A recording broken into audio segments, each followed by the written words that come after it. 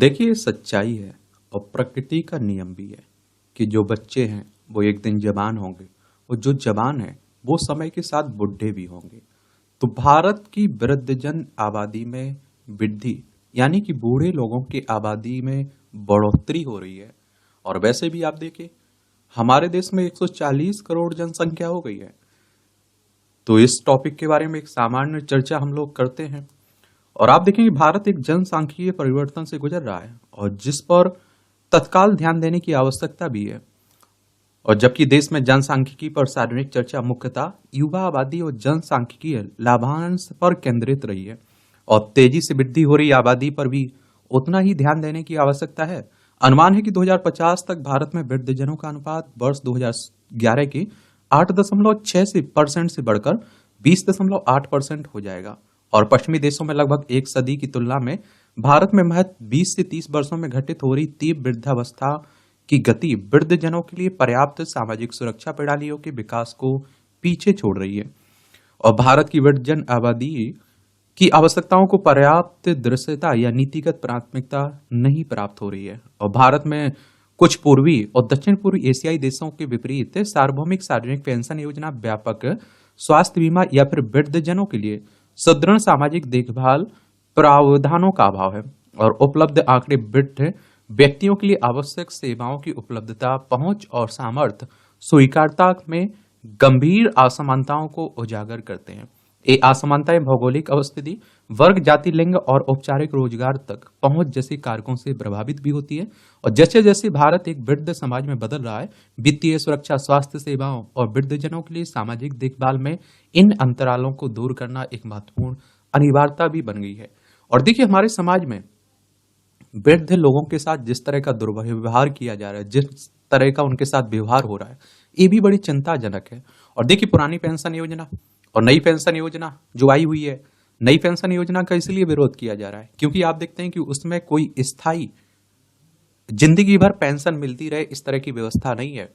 और अग्निवीर योजना का इसलिए विरोध किया गया है कि उसमें आप देखते हैं कि पेंशन की व्यवस्था नहीं है, स्थायी नौकरी की व्यवस्था नहीं है। सरकारी नौकरी का चलन कह लीजिए, क्रेज कह लीजिए, इसीलिए है क्योंकि उसमें सुरक्षित जीवन रहता है, सुरक्षित नौकरी रहती है। तो इस टॉपिक के बारे में एक सामान्य चर्चा हम लोग कर लेते हैं। भारत में जो बूढ़े लोग हैं, जो वृद्ध जन हैं, उनके समक्ष कौन सी समस्याएं हैं, कौन कौन सी चुनौतियां हैं, उनके बारे में जान लेते हैं। और भारत में प्रमुख वृद्धजन देखभाल योजनाएं कौन सी हैं, इन लोगों के लिए कौन सी योजनाएं हैं सरकार की तरफ से लाई गई, उस पर भी बात करेंगे। भारत में वृद्धजनों के लिए स्वास्थ्य बीमा के क्षेत्र में हाल में क्या प्रगति हुई है और भारत में वृद्धजनों की देखभाल को बेहतर बनाने के लिए कौन से अतिरिक्त उपाय किए जाने चाहिए। आप लोगों के पास सुझाव है तो आप लोग बता सकते हैं, इसमें जोड़ सकते हैं। और थोड़ा मुझे लगता है कि हम लोग भी आसपास देखते होंगे तो आराम से इस तरह के दुर्व्यवहार बूढ़े लोगों के साथ देखने को मिल जाता होगा। और हमारे भी वो दिन आने हैं तो हमें भी उनके साथ वही व्यवहार करना चाहिए जो हम बर्दाश्त कर पाए। तो सबसे पहले भारत में वृद्धजनों के समक्ष विद्यमान प्रमुख चुनौतियां देख लेते हैं, समस्याएं देख लेते हैं। और इस तरह के टॉपिक से आप देखते हैं कि आपके एग्जाम में क्वेश्चंस भी पूछ लेता है। एक तो पेंशन की समस्या। भारत की पेंशन प्रणाली इसकी वृद्ध होती आबादी के लिए अत्यंत अपर्याप्त है। कार्यबल का केवल लगभग 12% ही औपचारिक पेंशन योजनाओं के अंतर्गत आता है, ये विश्व बैंक कह रहा है।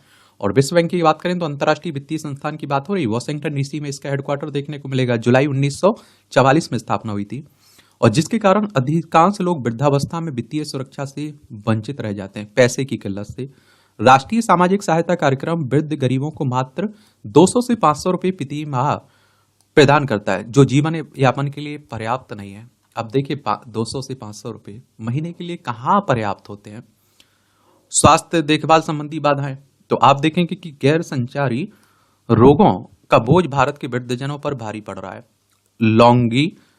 Longitudinal ageing studies of India के अनुसार 60 वर्ष से अधिक आयु के अधिकांश लोग मधुमेह, उच्च रक्तचाप, हृदय संबंधी रोगों जैसे गैर संचारी बीमारियों से पीड़ित भी हैं। एक बात और आप लोगों को यहाँ बता दो कि 60 उम्र के ज्यादा के लोगों को वृद्ध में जोड़ा जाता है, बूढ़े की आबादी में। WHO यानी कि विश्व स्वास्थ्य संगठन, इसकी स्थापना 7 अप्रैल 1948 में हुई थी। 7 अप्रैल को आप लोग विश्व स्वास्थ्य दिवस भी मनाते हैं और इसका जेनेवा स्विट्जरलैंड में हेडक्वार्टर देखने को मिलेगा। WHO के अनुसार स्वास्थ्य पर अत्यधिक व्यय के कारण प्रतिवर्ष 55 मिलियन भारतीय गरीबी की चपेट में आ रहे हैं और वृद्धजन इससे विशेष रूप से प्रभावित भी हो रहे हैं। वृद्धावस्था देखभाल सुविधाओं और विशेषज्ञों की कमी से यह समस्या और भी जटिल हो जाती है और जिससे कई वृद्धजनों को अपनी स्वास्थ्य आवश्यकताओं के प्रबंधन के लिए संघर्ष करना पड़ता है। भारत में विश्व की वृद्ध आबादी का चौथाई भाग मौजूद है, लेकिन यहाँ प्रति वर्ष केवल 20 वृद्धावस्था विशेषज्ञ ही उपलब्ध हैं। अकेलापन की बीमारी, आजकल आप देखते हैं कि पहले संयुक्त परिवार हुआ करते थे और बूढ़े बुजुर्गों की बड़ी इज्जत सम्मान हुआ करते थे। आप देखते हैं कि हम लोग आप तो उनकी कहानियां, दादा दादी नाना नानी की कहानियां सुनकर बड़े हुए और उनकी कहानियां कुछ ना कुछ हमें सीख देती थी, अच्छे संस्कार देती थी, अच्छी शिक्षा देती थी, अच्छा इंसान बनाती थी। लेकिन आजकल आप देखिए एकल परिवार का चलन बढ़ गया है। अकेलेपन की महामारी, तीव्र शहरीकरण और बदलती पारिवारिक संरचना ने कई वृद्ध भारतीयों को सामाजिक रूप से अलग थलग कर दिया है। पारंपरिक संयुक्त परिवार प्रणाली जो कभी वृद्धजनों के लिए सहायता और साथ ही साथ का स्रोत थी, अब एकल परिवारों से प्रतिस्थापित हो रही है। इस अकेलेपन या एकाकीपन के गंभीर मानसिक स्वास्थ्य परिणाम उत्पन्न होते हैं, जहां वृद्धजनों में अवसाद की दर 10 से 20% तक होने का अनुमान है। अभी आप लोगों ने देखा होगा कि एक खबर आप लोगों ने न्यूज़पेपर में पढ़ी होगी कि बेटे ने वीडियो कॉलिंग के द्वारा श्रद्धांजलि दी है अपने बाप को।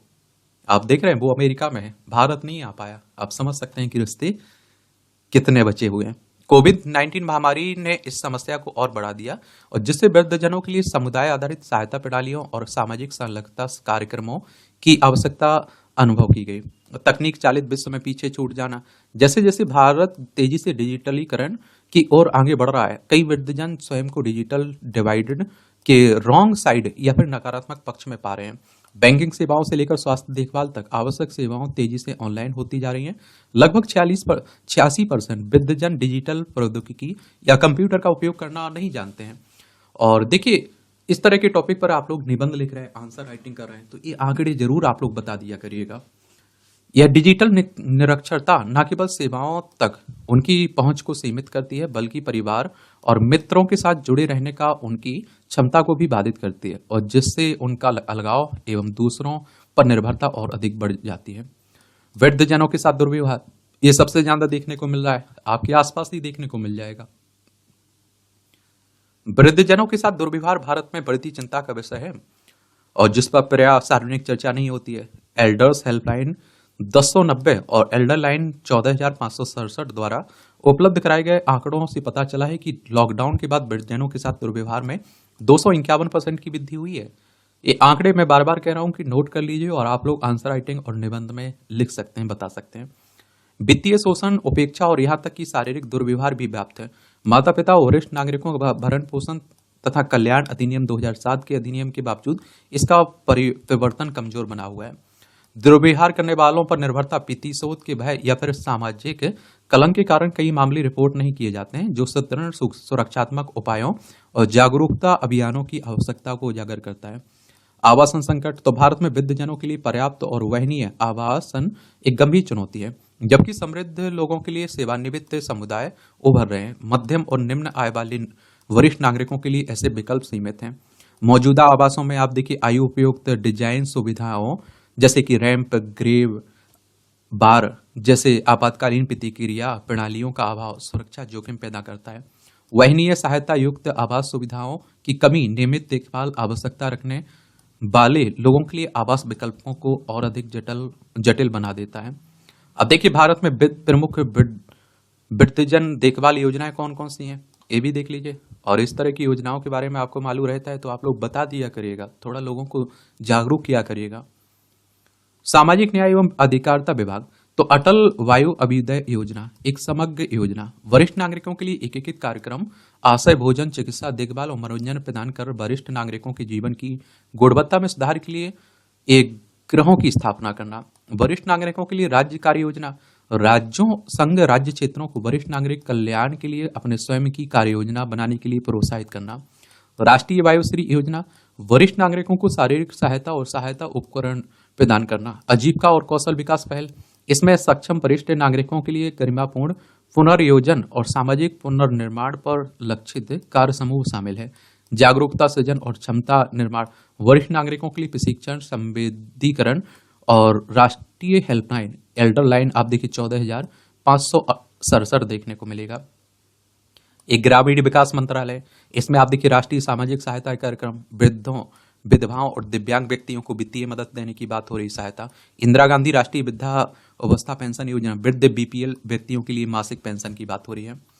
स्वास्थ्य और परिवार कल्याण मंत्रालय, वृद्धजनों की स्वास्थ्य देखभाल के लिए राष्ट्रीय कार्यक्रम, प्राथमिक, द्वितीयक और तृतीयक स्तर पर वृद्धजनों के लिए व्यापक स्वास्थ्य देखभाल, प्राथमिक एवं द्वितीयक देखभाल 713 जिलों में जेरेटिक, ओपीडी, आईपीडी, फिजियोथेरेपी और प्रयोगशाला सेवाएं। तृतीयक देखभाल तो क्षेत्रीय जरा चिकित्सा केंद्र और 2 राष्ट्रीय वृद्धावस्था केंद्र।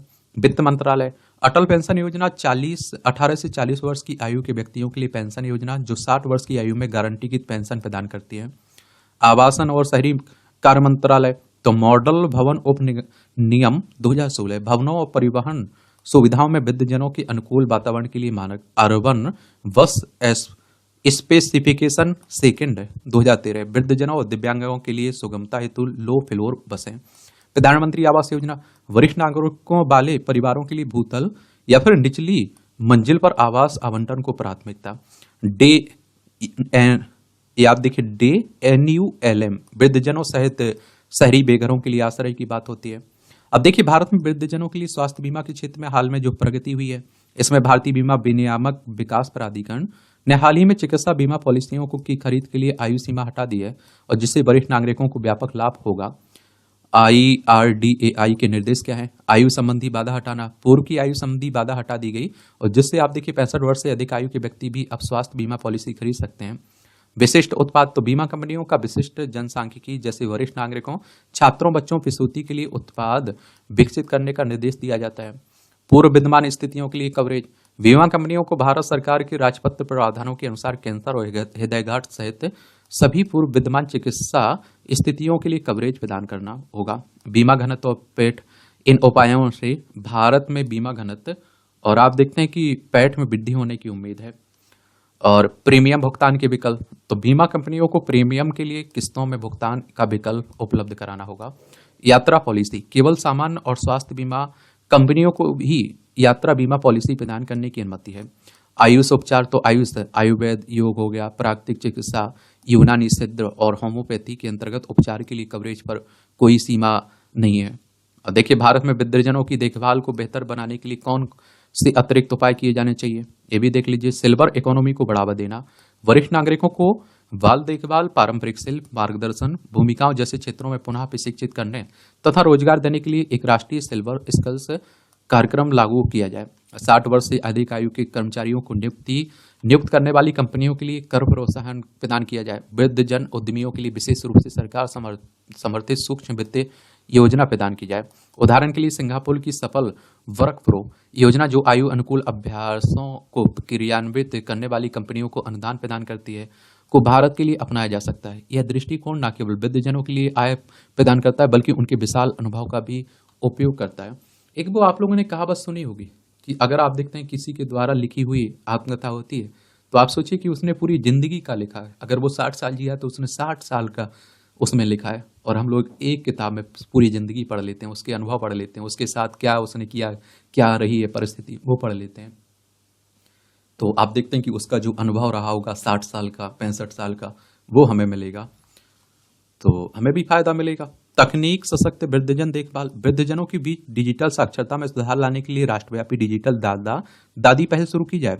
यह ध्यान में रखते हुए कि डिजिटल पहुंच को अंतिम मील तक ले जाने के सभी उपाय किए जाएं। और मैं तो कहता हूं बच्चों को दादा दादी, नाना नाना का प्यार, कहानियां, उनके जो संस्कार, शिक्षा मिलनी चाहिए। अच्छा नागरिक बनेंगे। वरिष्ठ नागरिकों के लिए उपयोगकर्ता अनुकूल ऐप्स और डिवाइस विकसित करने के लिए तकनीकी कंपनियों के साथ साझेदारी की जाए, जहां स्वास्थ्य निगरानी, सामाजिक संपर्क और आवश्यक सेवाओं पर ध्यान केंद्रित किया जाए। निम्न आय वाले वृद्धजनों के लिए सब्सिडी युक्त स्मार्टफोन कार्यक्रम लागू किया जाए। इसके अतिरिक्त डिजिटल सहायक का एक नेटवर्क विकसित किया जाए। डिजिटल सहायक के रूप में युवा स्वयंसेवक अपने समुदायों में वृद्धजनों को तकनीकी सहायता प्रदान कर सकेंगे। सामुदायिक देखभाल केंद्र, तो सभी शहरी वार्डों और आप देखिए ग्रामीण पंचायतों में औपचारिक वरिष्ठ सेवा केंद्र स्थापित किए जाएं। एक केंद्र वृद्धजनों की आवश्यकताओं की पूर्ति के लिए वन स्टॉप शॉप के रूप में कार्य कर सकेंगे और स्वास्थ्य जांच, कानूनी सहायता, पेंशन सेवा, एवं सामाजिक गतिविधियों के लिए संपर्क या फिर लिंक से उपलब्ध कराएंगे। जापान की सफल समुदाय आधारित एकीकृत देखभाल प्रणाली के आधार पर स्थापित ये केंद्र घरेलू देखभाल सेवाओं का समन्वय भी करेंगे और पारिवारिक देखभालकर्ताओं के लिए राहत देखभाल प्रदान करेंगे। सामुदायिक भागीदार सुनिश्चित करने के लिए इन केंद्रों के प्रबंधन में स्थानीय गैर सरकारी संगठनों को संलग्न किया जाएगा। जरावस्था स्वास्थ्य कोर, ये आप देखिए मौजूदा आशा ढांचे के भीतर जरावस्था स्वास्थ्य कार्यकर्ताओं का एक कैडर सृजित किया जाए। इन कर्मियों को वृद्धजनों की देखभाल के संबंध में विशेष प्रशिक्षण प्रदान किया जाए और उन्हें दूरस्थ निगरानी एवं बुनियादी जरावस्था आकलन के लिए डिजिटल स्वास्थ्य टूलकिट से लैस किया जाए और दूरदराज के क्षेत्रों तक पहुंच बनाने के लिए मोबाइल जेरिएटिक क्लिनिक स्थापित की जाए और विशेषज्ञों की कमी को दूर करने के लिए चिकित्सा एवं नर्सिंग पाठ्यक्रम में जरावस्था देखभाल मॉड्यूल को एकीकृत किया जाए। इसके अतिरिक्त भारतीय विज्ञान संस्थान बेंगलोर ने वृद्धावस्था से संबंधित स्वास्थ्य समस्याओं का अध्ययन करने और वृद्धजनों की बेहतर देखभाल के लिए हस्तक्षेप विकसित करने हेतु लॉन्गविटी इंडिया कार्यक्रम शुरू किया और जो एक महत्वपूर्ण कदम है। वित्तीय सुरक्षा तंत्र में सुधार लाना, वृद्धावस्था के लिए वित्तीय योजना को प्रोत्साहित करने हेतु उच्च ब्याज दरों के साथ वरिष्ठ नागरिक बचत बॉन्ड की शुरुआत की जाए और वृद्धजनों के लिए कम प्रीमियम और व्यापक कवरेज के साथ विशेष स्वास्थ्य बीमा उत्पाद सृजित किए जाएं और जिनमें आप देखिए मानसिक स्वास्थ्य घरेलू देखभाल सेवाएं भी शामिल हैं। उदाहरण के लिए जापान की दीर्घकालिक देखभाल बीमा प्रणाली जो वृद्धों की देखभाल से जुड़ी विभिन्न सेवाओं को कवर करती है को भारतीय संदर्भ में अनुकूलित किया जा सकता है। वृद्धजन अधिकार संरक्षण, वृद्धजनों के साथ दुर्व्यवहार और शोषण के मामलों के प्रबंधन के लिए पुलिस स्टेशनों में समर्पित वृद्धजन संरक्षण इकाइयां स्थापित की जाएं और वृद्धों के साथ दुर्व्यवहार के संभावित मामलों को चिन्हित करने के लिए स्वास्थ्य सेवा प्रदाताओं और बैंक अधिकारियों के लिए अनिवार्य रिपोर्टिंग प्रणाली लागू करें और वृद्धजनों से संबंधित मामलों के लिए फास्ट ट्रैक अदालतें स्थापित करें। गैर अनुपालन के लिए दंड में वृद्धि करें। माता पिता और वरिष्ठ नागरिक भरण पोषण तथा कल्याण अधिनियम के क्रियान्वयन को सुदृढ़ किया जाए। आयु अनुकूल शहर, सुगम सार्वजनिक स्थानों परिवहन और सेवाओं के लिए दिशा निर्देशों के साथ एक राष्ट्रीय आयु अनुकूल शहर प्रमाणन कार्यक्रम विकसित किया जाए। अतिरिक्त वित्त पोषण और मान्यता के माध्यम से इन दिशा निर्देशों को लागू करने के लिए शहरों को प्रोत्साहित करें। इसकी मुख्य सुविधाओं में सुगम सार्वजनिक शौचालय, सार्वजनिक परिवहन में आरक्षित सीटें, व्यायाम उपकरणों के साथ वृद्धजनों के लिए अनुकूल पार्क शामिल हो सके। वृद्धजन पोषण मिशन, तो वृद्धजनों के लिए पोषण योजना शुरू की जाए जहां सफल सिद्ध हुए बाल पोषण कार्यक्रम के सिद्धांतों को वृद्धजनों तक भी विस्तारित किया जाए और इसमें सामुदायिक रसोई के माध्यम से पौष्टिक भोजन उपलब्ध कराना, देखभालकर्ताओं के लिए पोषण संबंधी शिक्षा प्रदान करना और पोषण संबंधी स्थिति पर ध्यान केंद्रित करते हुए नियमित स्वास्थ्य जांच करना शामिल होगा। सिल्वर वॉलंटियर्स, तो सामुदायिक सेवा भूमिकाओं में स्वस्थ वृद्धजन व्यक्तियों को शामिल करने के लिए एक राष्ट्रीय वरिष्ठ स्वयंसेवक कोर का गठन किया जाए और सक्रिय स्वयंसेवकों के लिए स्वास्थ्य बीमा कवरेज या फिर यात्रा भत्ते जैसे प्रोत्साहन प्रदान किए जाएं। और आप देखें यह दृष्टिकोण न केवल समुदाय को लाभ पहुंचाता है बल्कि वृद्धजनों में सक्रिय वृद्धावस्था एवं उद्देश्य की भावना को भी बढ़ावा देता है, जैसा कि अमेरिका में सीनियर कोर्स जैसे सफल कार्यक्रमों द्वारा प्रदर्शित किया गया है। चलिए, तो ये आपकी वृद्ध भारत में जो बढ़ रही है आबादी वृद्ध लोगों की, बूढ़े लोगों की, उनके संबंध में बातें की गई हैं। आपके पास कोई सुझाव है तो आप लोग बता सकते हैं।